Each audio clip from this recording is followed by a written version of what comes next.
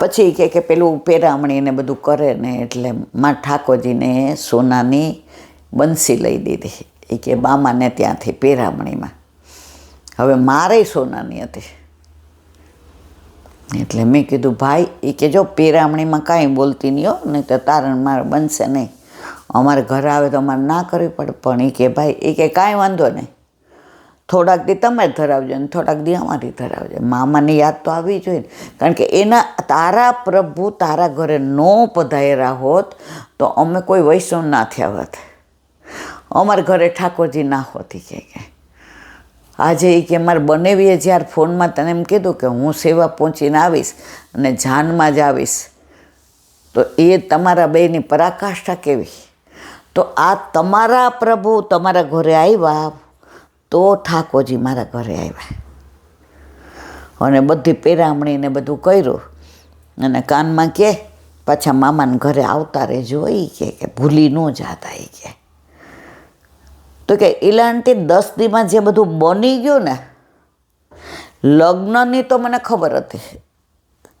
એમાં મેં નક્કી કર્યું કે હું માંડવામાં આ પહેરીશ, આ કરીશ, જાનમાં જઈશ ત્યારે આ દાગીનો, આ બેંકમાં. પણ પ્રભુ માટે જે મારા મનમાં અસમંજસ હતું, તો એને મેં એવા ને એવા વાઘા ને વસ્ત્ર ને એ બધું કરાવીને લઈ ગઈ. અને મારા કરતાં મારા ઠાકોરજીએ લગ્ન વધુ માણ્યા, કારણ કે એના મામાને ઘરે લગ્ન હતા. જો તમે સાક્ષાત માનો છો તો તમને આવો ભાવ આવે. નહીંતર કે ભાઈ હાલો મારા ભાઈને લગ્ન છે, ત્યાં મારે માણવાનું હોય ને, ગાવાનું હોય ને, નાચવાનું હોય ને, બધાનું કરવાનું હોય ને, મારી બાને ડાયાબિટીસ છે ને, આણે તો પહેલાં મારા પ્રભુ, જો એણે ફોન કરીને એમ કીધું કે ભાઈ મારે આ 2 દિવસ આવીશ, મારા ઠાકોરજી તમારા ઘર, આવું બોલ્ડ થઈને આપણે હું ન બોલી શકું.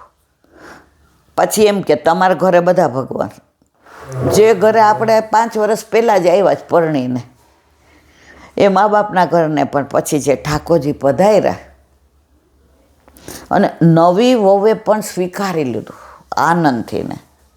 એટલે એ જીવે કોક લીલાનો બિછડો પડેલો હશે. એ કે એલાંટી આવી છો ને, પણ મને એ કે આમ ઘડી ઘડી યાદ આવે છે કે મારા મા બાપને ત્યાં રોડું ગોકુળ થઈ ગયું.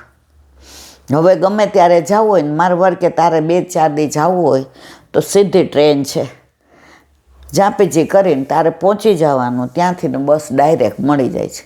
અને ના મળે તો એ કે અમારે તો ઓલા 10 રૂપિયામાં છકડા કે બધું મળી જાય. કે હું તો વૈષ્ણવ થઈ, પણ મારા ઠાકોરજી અમારા આખા ઘરને વૈષ્ણવ બનાવી દીધા. મારો કહેવાનો આશય એ છે, એ દીકરીએ પ્રભુને સાક્ષાત માન્યા તો એને પિયર જવાનું. બાકી તો આપણે હું હરખપદુડી છું, હું તો બહુ જ હરખપદુડી. પણ એણે એના પ્રભુના તત્સુખનો પહેલાં વિચાર કર્યો. મારા ઠાકોરજીને હું ત્યાં પધરાવી ન જાઉં, કારણ કે એ લોકો સબંદર કે વ્યાપારી છે. પણ આ લીલા કોની હતી? વલ્લભની. કે આ જીવ ત્રણેય પુષ્ટિના છે. તો આવા વિચાર દેવાવાળા કોણ? વલ્લભ. આ વ્યવસ્થા કરવાવાળા કોણ? વલ્લભ. તો અત્યારે બેયના ઘરે ઠાકોરજી આનંદથી બિરાજે. મારે કહેવાનો આશય એ છે,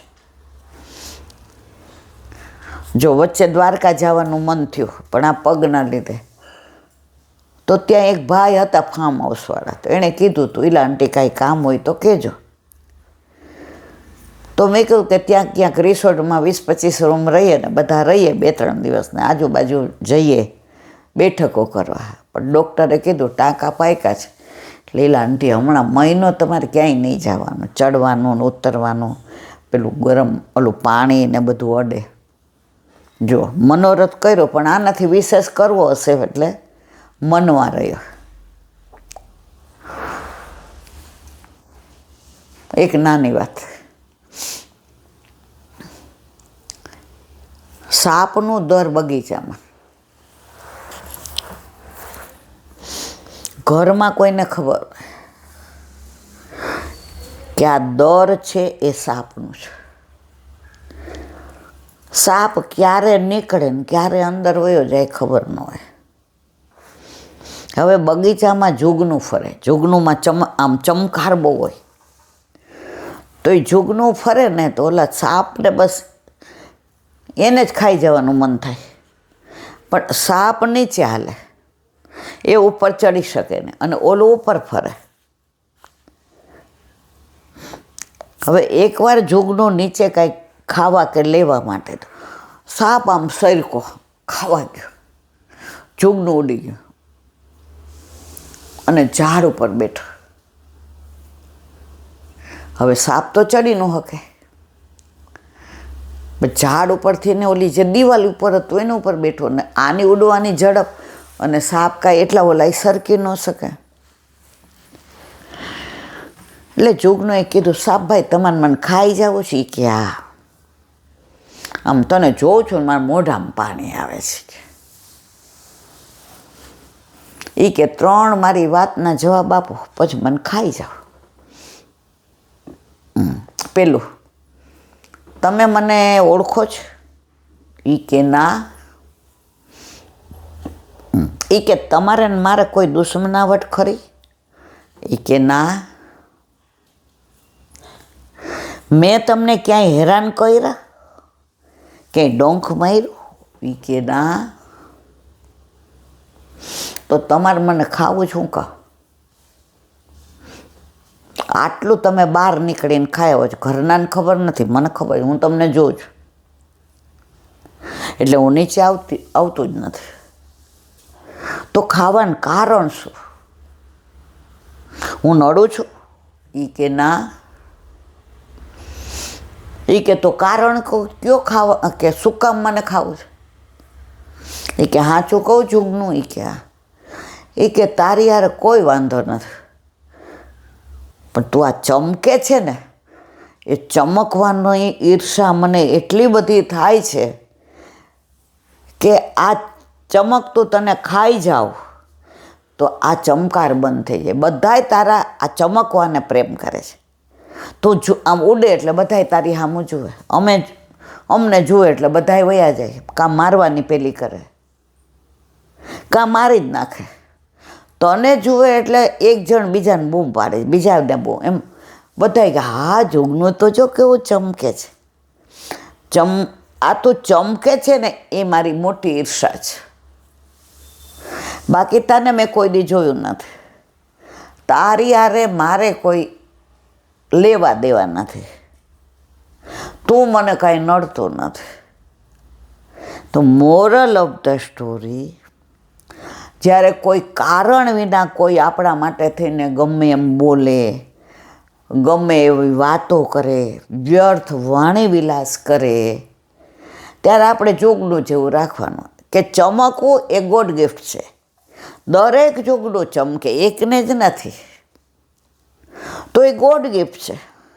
તો એમાં ઓલા લોકો ન ગમે એમાં આપણે શું કરી શકીએ? આપણું ચમકવું એને નથી ગમતું, એ એનો વિષય છે. એ સાપ છે, એ સરકે છે, એ કોઈને કરડી જાય, બધા એનાથી બી, આપણે એની કાંઈ ઈર્ષા નથી થતી.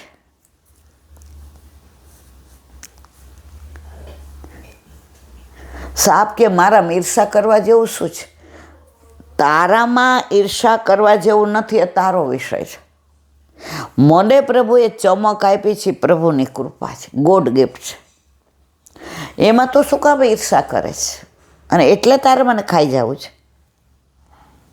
હું ઉડવાનું નહીં છોડવાનો, અને તું મને ખાઈ નહીં શકવાનો. એટલે અંદર કે છે કે કારણ વિનાના કોઈ આવું કાંઈ કરે ત્યારે સમજી જવાનું, સાપનું કામ કરડવાનું અને જોગનોનું કામ ચમકવાનું. જોગનું ક્યારેય ચમકવાનું છોડે નહીં, અને સાપ કરડવાનું ના જોઈએ, એ એનો વિષય છે. અને જોગનું કે હું તો મારી મસ્તી મારીશ.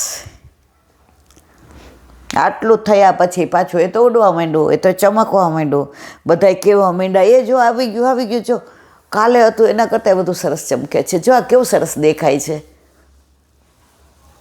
હવે એ જગ્યાએ સાપ નીકળે તો બધા દોડતા ઘરમાં આવતા રહીએ કે ન આવતા રહીએ. ચમકવું એ જુગનુંનો સ્વભાવ છે, કરડવું એ સાપનો સ્વભાવ છે. એક ગુરુદેવ હતા, ત્યાં બધાય શિષ્યને રાજાના, દીવાનના, શેઠના આવે.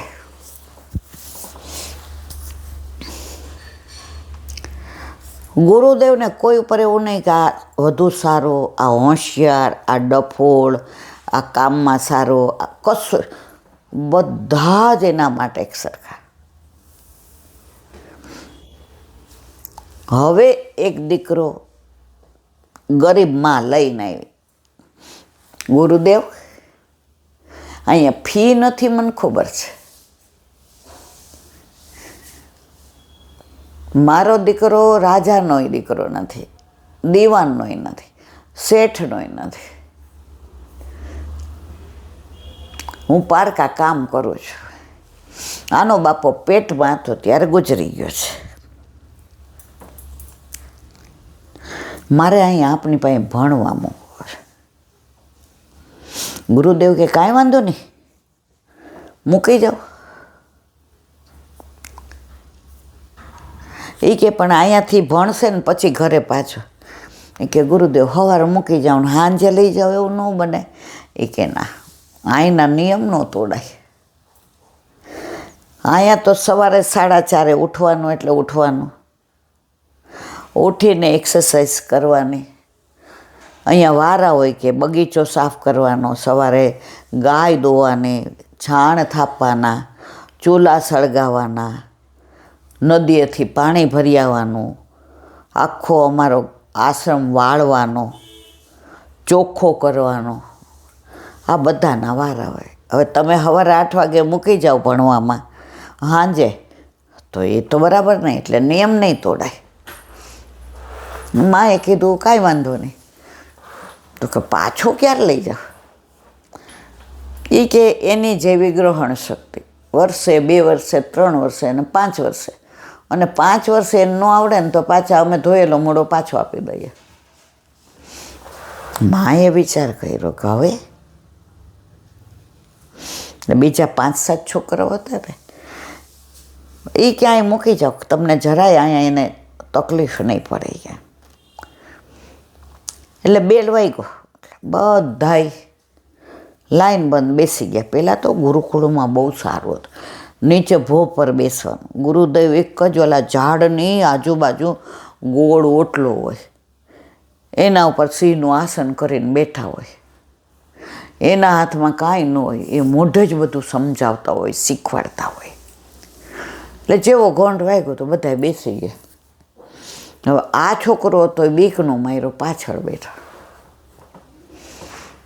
હવે ગુરુદેવે 2-4 પ્રશ્નો પૂછ્યા.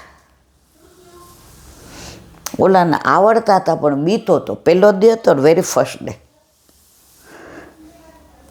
એટલે એણે બાજુવાળાને કીધું, એ કે મને આવડે જ પણ, એટલે ઓલો કે ચૂપ, અહીંયા ચાલુ ઓલાય બોલવાનું નહીં. હવે ગુરુદેવે કીધું તું આગળ બેસજા.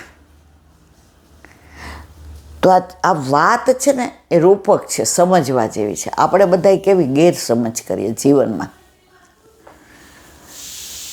એટલે ઓલાને ખરાબ લાગ્યું. એ કે આ 50 શિષ્યમાં હું વાત કરતા પકડાઈ ગયો ને, એટલે મને આગળ બેસાડ્યો. એટલે એને સંકોચ થયો, મનમાં થયું આ હું ન આવ્યો હોત તો સારું હતું.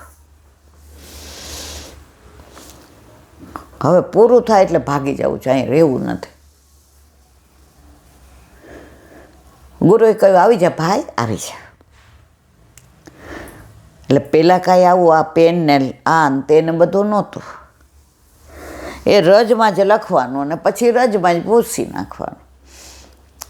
ગુરુદેવના ચરણ પાસે બેઠા.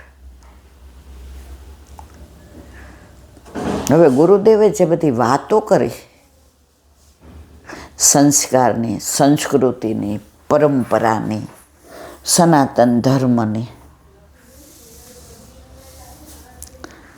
એમ કે રામને સીતા બેઠા હતા તો લક્ષ્મણને પૂછ્યું કે આ બેમાં ચરણ ઉત્તમ કોના? લક્ષ્મણ કે બેયના. પણ માતાના ચરણ વધુ ઉત્તમ. એ કે કેમ? તમને તો પિતાનો કઈ માતાનો શ્રાપ કે ભાઈ તું 14 વર્ષ વનમાં જા. મારા માતા તો કુંવરી, મારા માતા તો રાજકુંવરી, અયોધ્યાની મહારાણી. તો મારી માતાએ ચરણ ખુલ્લાએ વગર કારણે પતિ ધર્મ બજાવવા આપની પાછળ ચાલ્યા. મારા માતા મેં જોયા નથી, મારા માતાના ચરણના દર્શન મેં નથી કર્યા. હું તો એમનો રૂમઝૂમ અવાજ આવે એટલે ત્યાં પછી આમ કરી લઉં કે મારા મા આવ્યા. એટલે રામજી અહીંસા.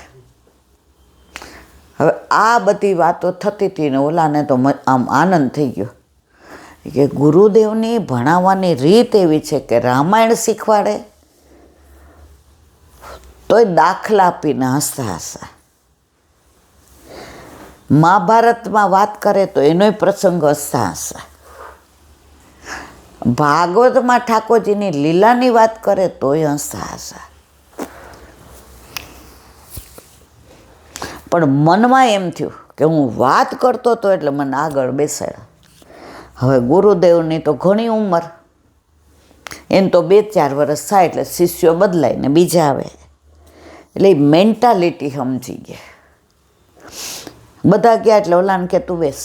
ઓલાને થયું પાછા ખીજાશે કે તું વાત કેમ કરતો હતો? ઓલો કે મનમાં કહે કે હું વાત કાંઈ નહોતો કરતો, મેં ખાલી એટલું જ પૂછ્યું કે મને આવડે છે પણ મને બીક લાગે છે.